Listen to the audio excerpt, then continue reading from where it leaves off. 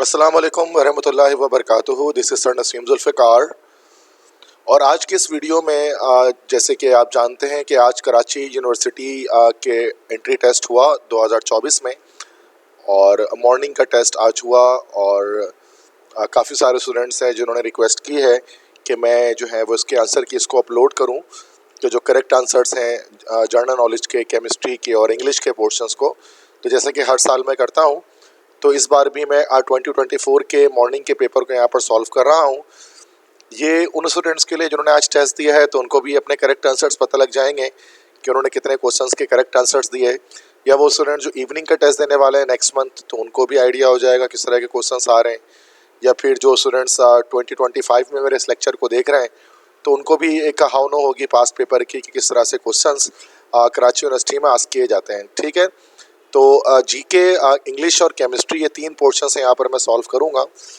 तो सबसे पहले तो जनरल नॉलेज का पोर्शन है यहाँ पर मैं सॉल्व करूँगा, जिसके 20 क्वेश्चंस होंगे। जैसे कि आप जानते हैं कि हर एक जो है पोर्शन आपका, उसमें 20 MCQs होते हैं कराची यूनिवर्सिटी में।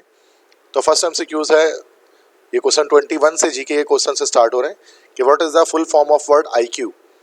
IQ का फुल फॉर्म क्या होता है? तो ये होता है इंटेलिजेंस क्वोशिएंट। तो this is B option is the correct answer है, तो इंटेलिजेंस क्वोशिएंट। ठीक है। 22 है, world teachers day is celebrated on dash.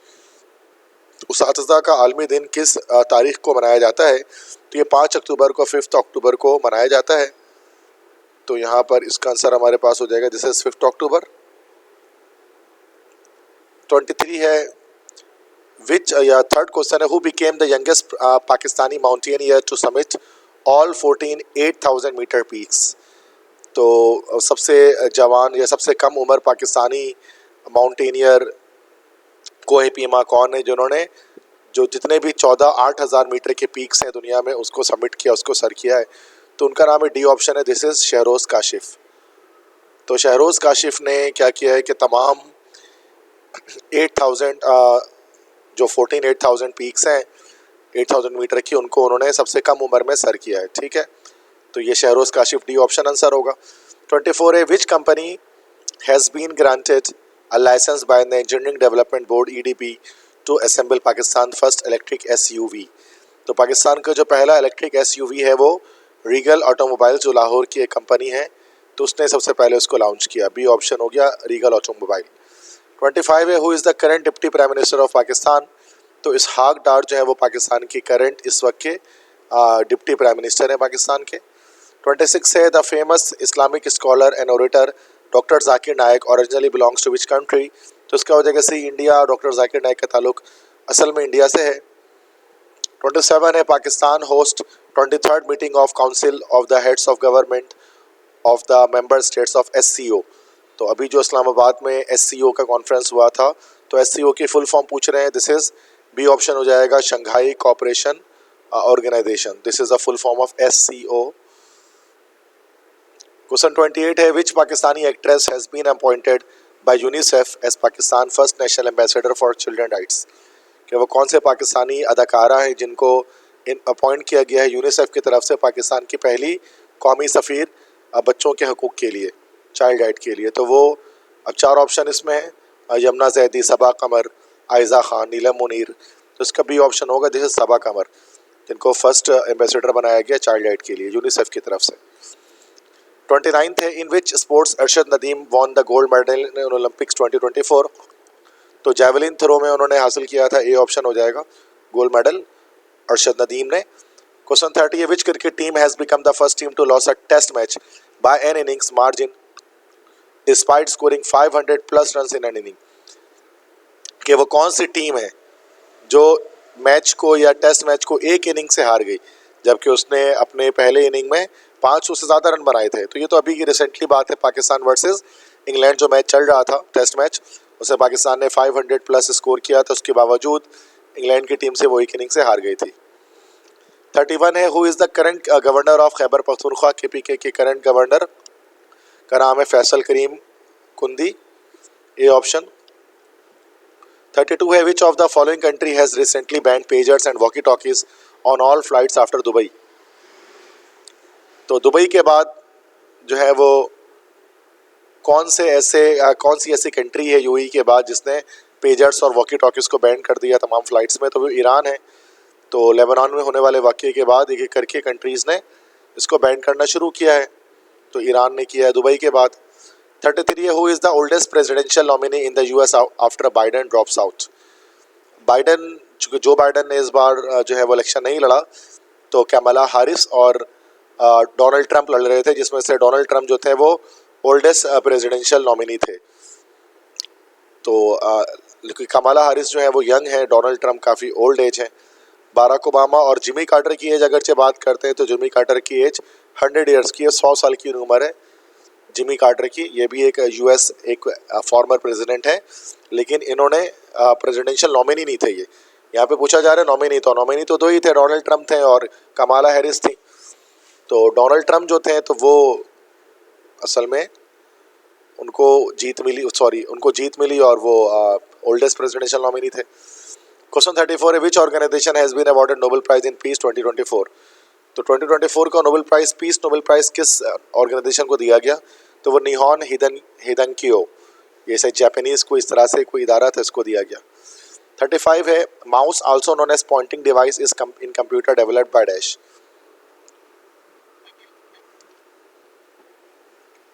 تو کمپیوٹر میں جو ماؤس یوز کیا جاتا ہے اس کو کس نے ڈیولپ کیا؟ یہ آپشن ہے چارلز بیبیج. تو چارلز بیبیج نے تو پہلا کمپیوٹر بنایا تھا, تو ان کو تو ہم لوگ کہتے ہیں ہی از known as father of computer. تو دس will be not the correct answer. اڈا لولیس جو تھیں, لیڈی ادا لولیس, تو یہ she was the first programmer, اس کو ہم کہہ سکتے ہیں کہ یہ پہلی پروگرامر تھیں. ایلن ٹیورنگ جو تھے انہوں نے اے آئی پر کام کیا تھا سب سے پہلے, آرٹیفیشیل انٹیلیجنس پر. تو یہ جو ڈی آپشن ہے ڈگلس اینگلبرٹ, انہوں نے کیا کیا تھا, سب سے پہلے ماؤس کو بنایا تھا, انوینٹر آف ماؤس کہہ سکتے ہیں ان کو. 36 ہے, وچ از دا full form of Q R code. Q R code کی فل فارم ہے quick response code, be option. 37 ہے, when a patients immune system becomes reactive to a drug, this is an example of dash.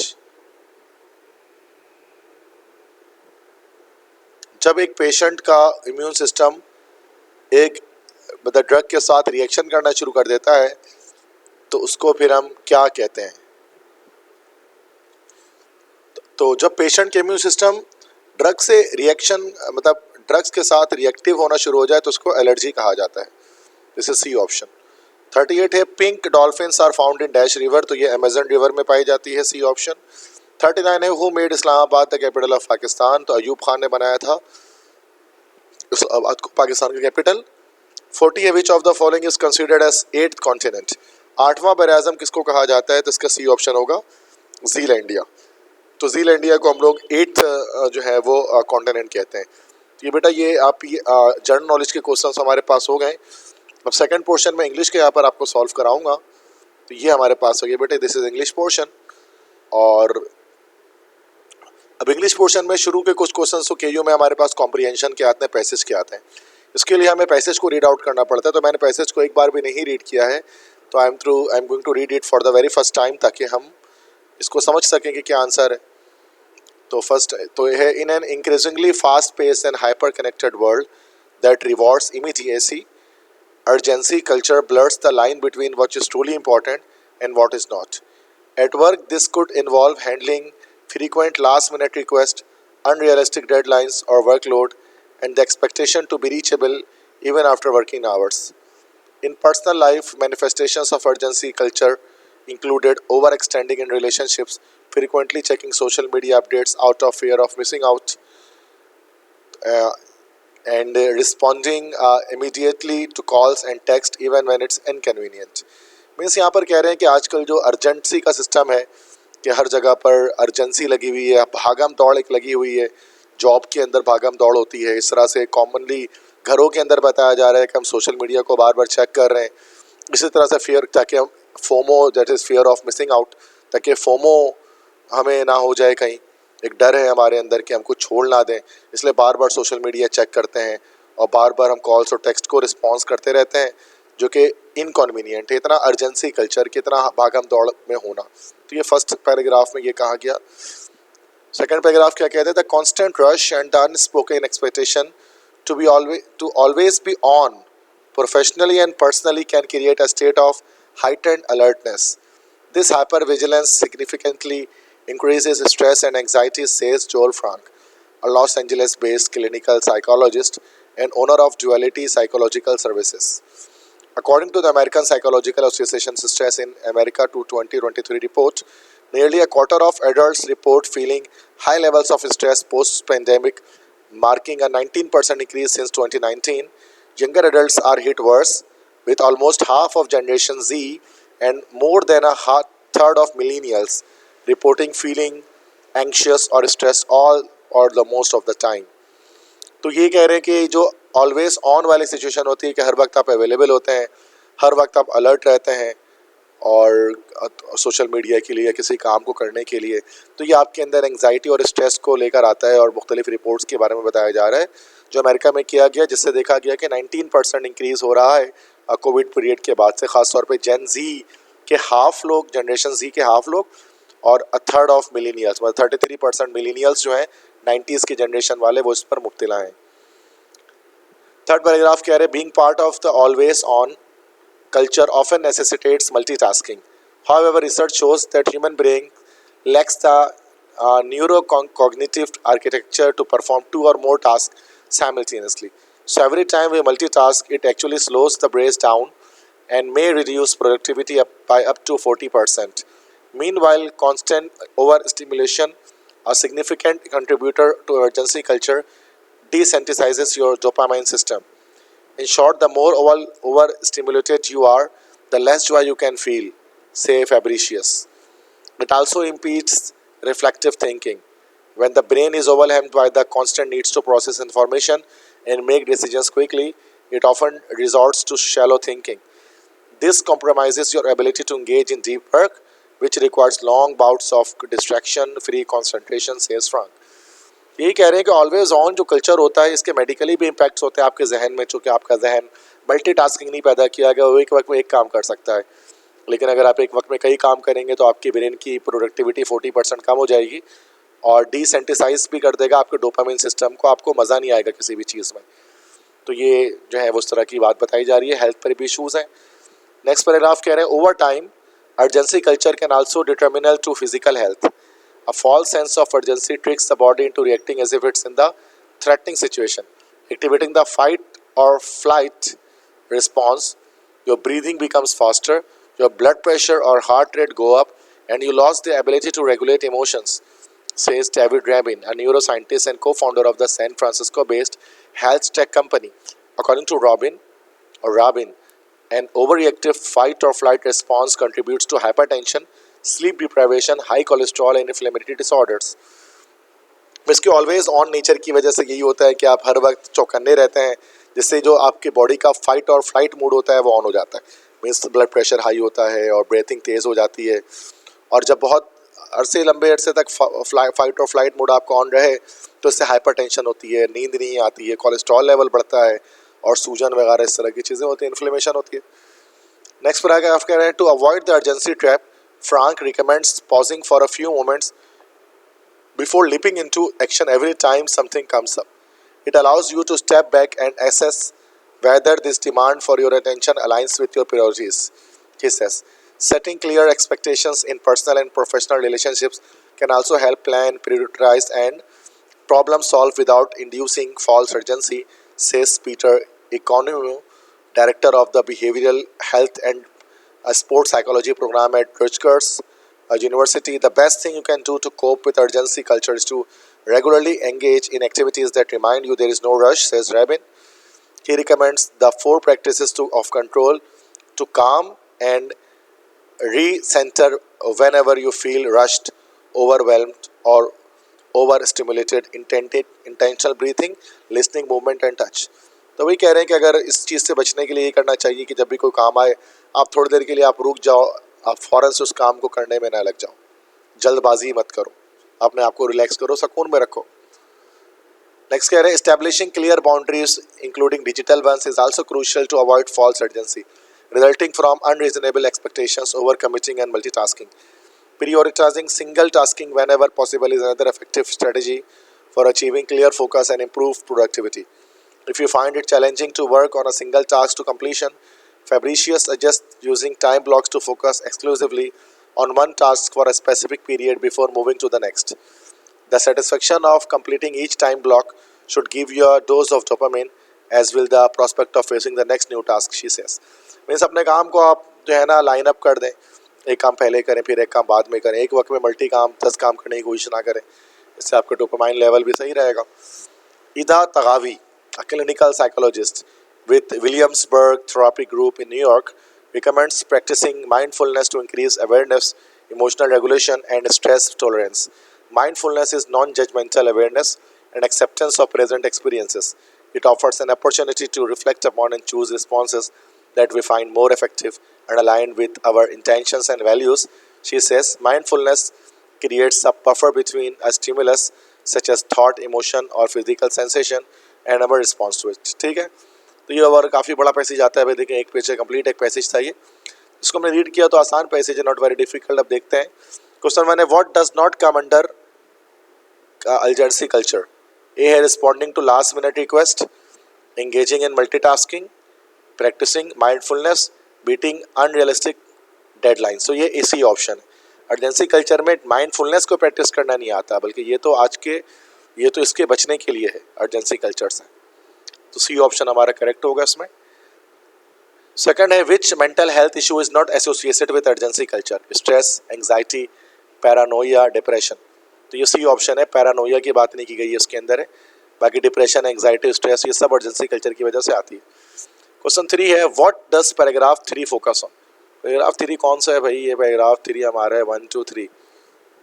वो उसमें आपको बता रहे कि mentally आपको इससे क्या नुकसान पहुंचता है पैराग्राफ 3 में. ठीक है, तो productivity of human brain, benefits of constant stimulation, ये तो बेनिफिट्स तो है ही नहीं, भी तो होगा नहीं.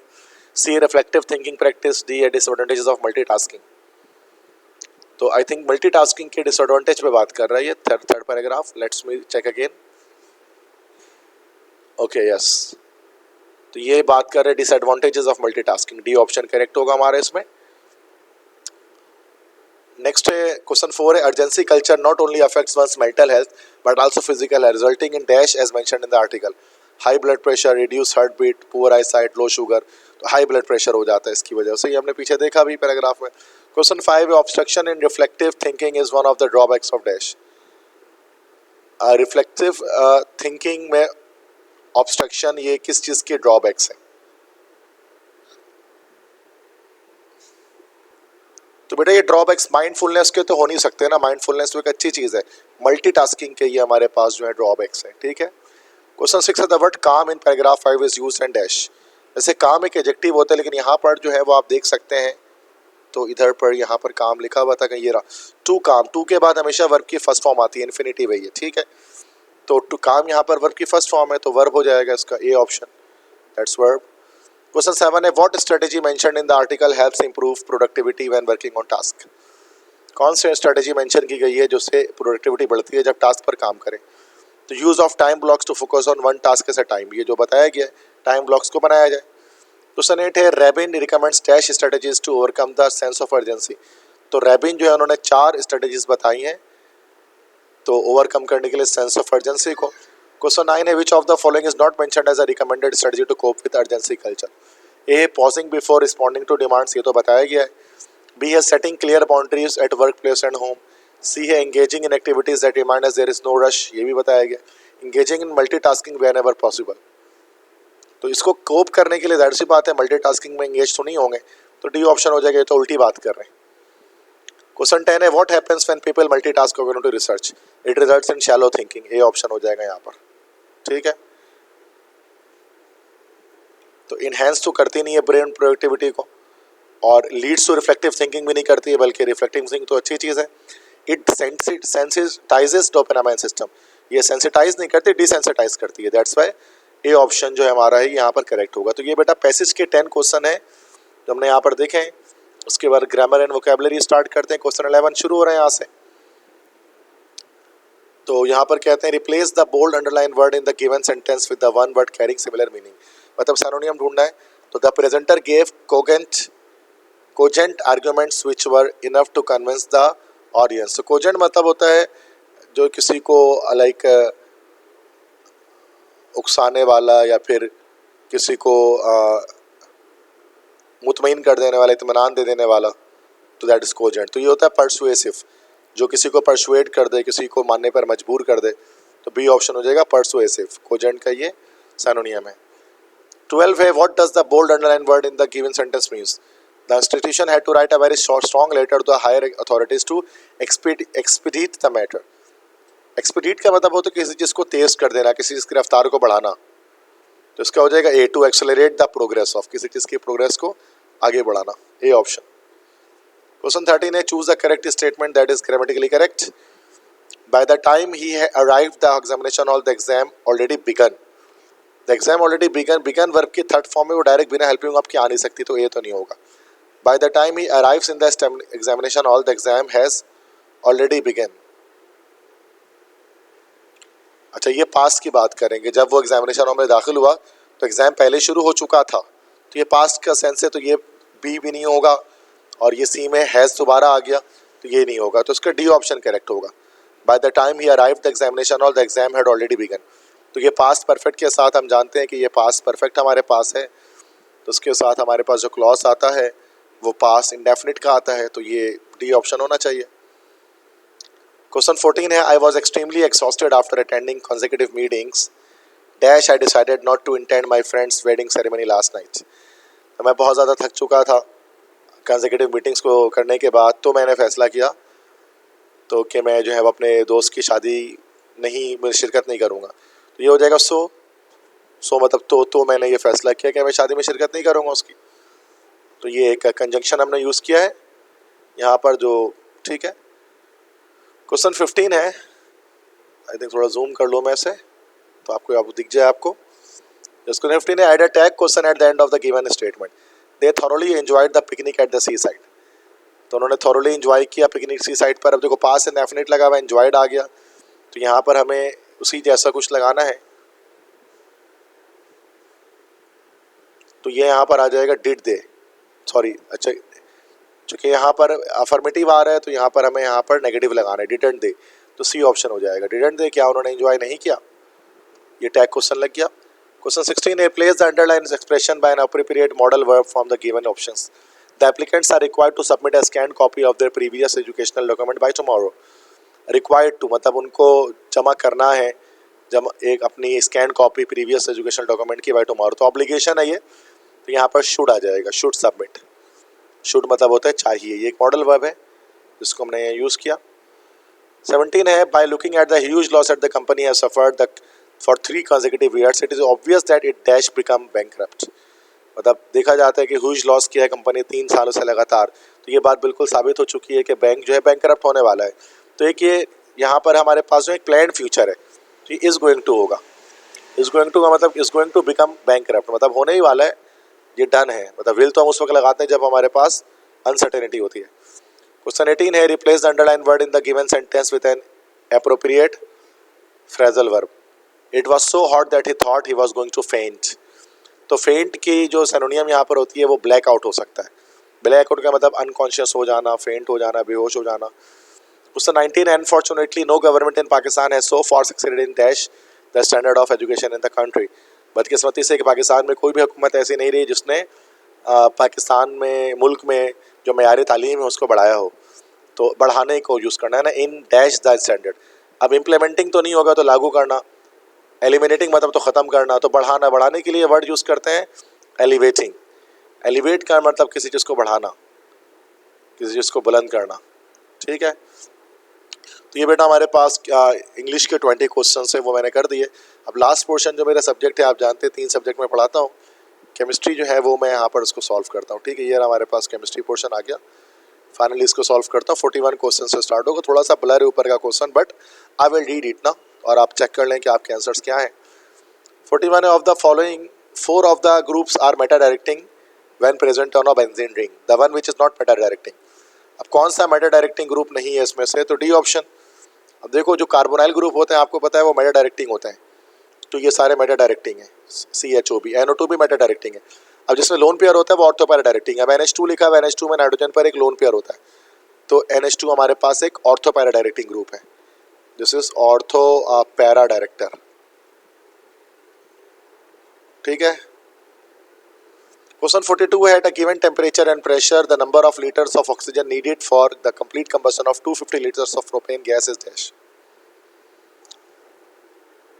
कह रहे गिवन टेम्परेचर प्रेशर पर, तो ये तो हमारे पास बेटा न्यूमेरिकल आ गया। और गैस के बारे में क्या बता रहे हैं बेटा, ये गैस कौन सी, ये गैस प्रोपेन गैस है, ठीक है, ओके। तो प्रोपेन गैस से मुराद this is C3 and H8, इसको ऑक्सीजन से रिएक्शन कराया जाएगा and will become CO2 plus H2O, this is the reaction. और बैलेंस करने के लिए इधर पर वी हैव टू राइट 3, और हाइड्रोजन 8 है तो यहाँ पर हम लगा देंगे 4, और 3 to the 6, 6 plus 4 10 ऑक्सीजन है तो यहाँ पर 5 लगा देंगे। अब क्या कह रहे हैं कि the number of litres of oxygen needed for the complete combustion of 250 litres of propane, okay. 1 litre अगर आपके पास प्रोपेन है तो उसके लिए 5 लीटर ऑक्सीजन चाहिए। अगर ये पास 250 लीटर आ जाए तो 5 टाइम्स हो जाएगा। अब 250 को 5 टाइम करेंगे तो 4 टाइम 1000, 1250 हो जाएगा लीटर, ये तो 1250 लीटर, ये हमारा डी ऑप्शन इस पर करेक्ट हो जाएगा, 1250, ठीक है। तो मैंने इसको सॉल्व भी कर दिया, आप देख लें किस तरह से सॉल्व हो रहा है ये। उसके क्वेश्चन 43 है, the WHO recommended pH range for drinking water, ये सेकेंडरी के न्यू बुक्स है, ठीक है, एनवायरमेंटल केमिस्ट्री जो हमारा चैप्टर था। तो WHO के मुताबिक जो ड्रिंकिंग वाटर का जो pH है वो 6.5 से 8.5 के इन बिटवीन होना चाहिए, ये ऑप्शन। 44 है, the compound propyl magnesium iodide when reacts with water will produce. अब प्रोपाइल मैग्नीशियम आयोडाइड है, वाटर से रिएक्शन कराएंगे तो प्रोपेन बनेगा, क्योंकि ये ग्रिग्नार्ड रिएजेंट, इसका हाइड्रोलिसिस की जा रही है इसको है, तो प्रोपेन आंसर में आएगा, सी ऑप्शन करेक्ट होगा, दिस इज प्रोपेन। 45 है, the IUPAC name of the alkane represented by the following structure. अब ये इसका IUPAC नेम पूछ रहे हैं तो स्ट्रक्चर बना लेते हैं। एक कार्बन आया, फिर दूसरा कार्बन आया, इसमें एक CH3 आ गया, फिर एक कार्बन आया, इसमें एक CH3 आ गया, फिर एक कार्बन, फिर दूसरा कार्बन, फिर इसमें एक CH3 आ गया, फिर एक CH3 आ गया।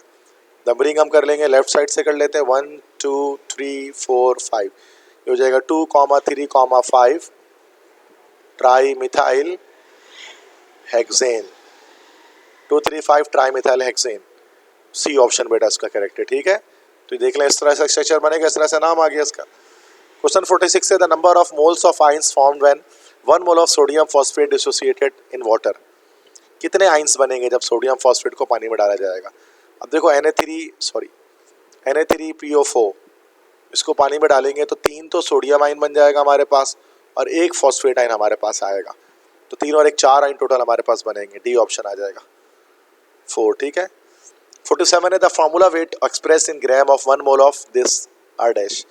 फेरस सल्फेट है, इसका फार्मूला वेट निकालना है, तो हो जाएगा 56 × 2 Fe2 है, प्लस उसके बाद सल्फर है 32, प्लस ऑक्सीजन 4 है, तो दैट अच्छा ये SO4 ही आई थिंक है, यस, तो ये 64 हो जाएगा, फिर मल्टीप्लाई कर देंगे इसको 3 से, तो 56 को 2 से करेंगे तो ये हो गया हमारा 112 हो गया, 112 प्लस उसके बाद 64 और 32, ये हमारे पास हो गया 96 × 3। अब 96 × 3, दिस इज 6 3 18 और 9 3 27 28, 288, ये हो गया 288 और 112, तो 8 ये 2 10 हो गया, 8 9 और 10 हो गया, और 2 1 और 1 3, 300 हमारे पास इसका आंसर आएगा। Okay, I think I have made some mistake here, Fe2SO4 whole 3 है ये, ओके, Fe2 56 है 2, SO4 32 प्लस 64 इंटू 3 96 हो गया, दिस इज 96 × 3, 56 2 6 2 12 हो गया, ओके, ठीक है।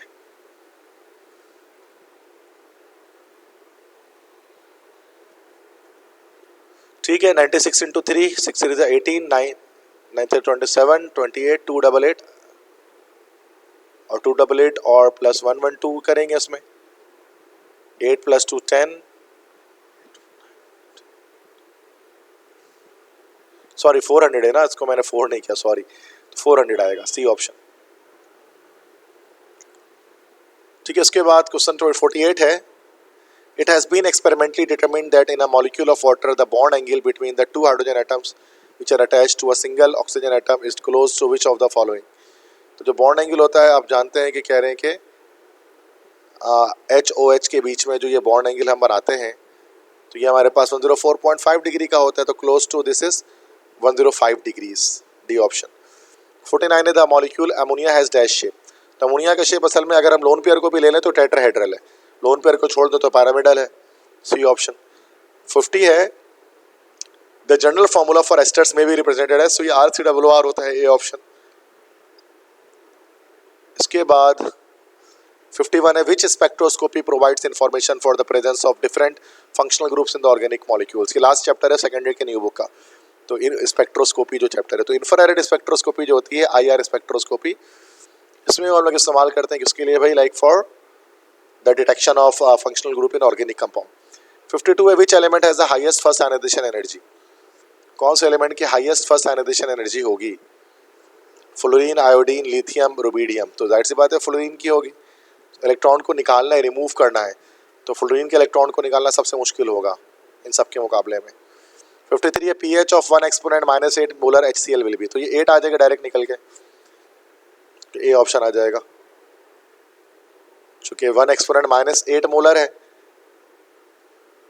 तो अब जो यहाँ पर pH इसका आएगा तो डायरेक्ट जो पावर है वही उठ के आ जाएगी, तो 8 जो होगा वो pH होगा 1 एक्सपोनेंट -8 मोलर HCl का।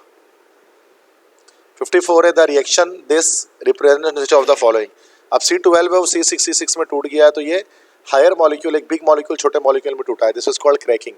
इसको हम क्रैकिंग कहते हैं, जिसमें हैवी मॉलिक्यूल लाइटर मॉलिक्यूल में ब्रेक डाउन होता है।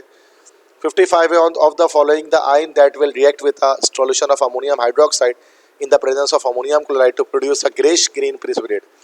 तो ग्रेश ग्रीन प्रेसिपिटेट हमेशा क्रोमियम आयन देता है, इसका ए ऑप्शन होगा। 56 है bleaching powder may be made by passing chlorine gas over which of the following. अब जानते हैं ब्लीचिंग पाउडर कैसे बनता है, कि अगर आपके पास कैल्शियम हाइड्रोक्साइड है और उसको जब क्लोरीन गैस से रिएक्शन कराया जाता है, it will be forming bleaching powder and water, तो कैल्शियम हाइड्रोक्साइड आंसर हो जाएगा। 57 है IUPAC name of this K3AlCN6 ना। तो देखो ये तो हमारे पास पोटेशियम हो जाएगा, पोटेशियम हेक्सासियानो, फिर एल्यूमिनेट और 3 आ जाएगा, पोटेशियम हेक्सासियानो एल्यूमिनेट, और देखो चार्ज यहाँ -6 है और यहाँ +3 है, तो 3 आ जाएगा। अच्छा C और B में क्या फ़र्क है, पोटेशियम हेक्सासियानो एल्यूमिनेट, अच्छा एल्यूमिनियम लिखा है, वैसे एल्यूमिनेट होगा चूँकि कैटाइन है, सी ऑप्शन करेक्ट हो जाएगा। 58 है the neutrons in an atom equal to the total number of electrons and protons, ऐसा नहीं होता। Contribute to the nuclear charge, ऐसा भी नहीं होता। Very number with different isotope revolve around the nucleus, नहीं, सी ऑप्शन। आइसोटोप्स के अलग अलग आइसोटोप में नंबर ऑफ न्यूट्रॉन्स आपको पता है डिफरेंट होते हैं, जैसे हाइड्रोजन के तीनों आइसोटोप में न्यूट्रॉन्स की तादाद डिफरेंट है। 59 है iron has an oxidation number of +3 in which of the following compound. Iron का +3 ऑक्सीडेशन स्टेट में से किसमें, अब यहाँ देखो ये 2 नीचे आ रहा है ना, तो यहाँ +2 है, तो ये नहीं होगा। अब ये देखो ये +2 -2 होता है, ये कट गया यहाँ पर, ठीक है, तो ये भी नहीं होगा। FeSO4 में भी +2 -2 होता है, तो ये भी कट गया, तो बच गया डी में ही आएगा।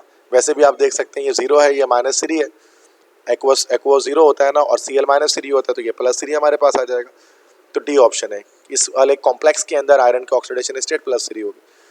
क्वेश्चन 60 है each unit cell of sodium chloride consist of dash. एक यूनिट सेल जो होता है सोडियम क्लोराइड का, उसमें कितने सोडियम और क्लोरीन आयन हमारे पास होते हैं। अब यूनिट सेल आपको पता है क्यूबिकल टाइप का इसका होता है। अब ये क्यूबिकल होता है, उसमें हमें पता है कि 4 हमारे पास इसमें Na+ सोडियम के आयन होते हैं, Na+ आयन होते हैं, और 4 जो आयन हमारे पास होते हैं वो Cl- आयन होते हैं, इस तरह से। तो ये पॉजिटिव आयन 4 होते हैं Na+, और Cl- हमारे पास इस तरह से 4 आयन्स होते हैं, तो ये एक यूनिट सेल हमारे पास जनरेट होता है। तो ये हो जाएगा 4 Na+ and 4 Cl-, B option इसका हमारे पास करेक्ट होगा। बेटा ये 60 क्वेश्चंस मैंने आपको यहाँ पर बता दिए, मैथ्स और फिजिक्स में नहीं पढ़ाता, बायो भी नहीं, that's why don't know the correct answer. तो ये आप इसमें चेक कर सकते हैं। और जो स्टूडेंट्स अगर कोई इवनिंग की तैयारी कर रहे हैं या फिर आप 2025 के लिए तैयारी कर रहे हैं तो, और मेरे लेक्चर को देख रहे हैं, तो अगर आपको और मज़ीद पास पेपर्स आपको प्रैक्टिस करने के लिए चाहिए तो ये मेरा व्हाट्सएप नंबर है, इस पर अगर आप मुझे मैसेज करेंगे तो फिर मैं आपको एक बहुत मिनिमम कॉस्ट पर पास पेपर्स इसके प्रोवाइड कर दूँगा, ठीक है। तो बेस्ट ऑफ लक तमाम स्टूडेंट्स को अपने एंट्री टेस्ट के लिए। इंशाल्लाह जो रिज़ल्ट आएगा तो आप सब इसमें कामयाब होंगे और आप सब अपने डिज़ायर्ड फील्ड को हासिल करेंगे, ठीक है। अपना ख्याल रखिएगा, मुझे दुआ में याद रखिएगा। इजाज़त दीजिए, अल्लाह हाफिज़।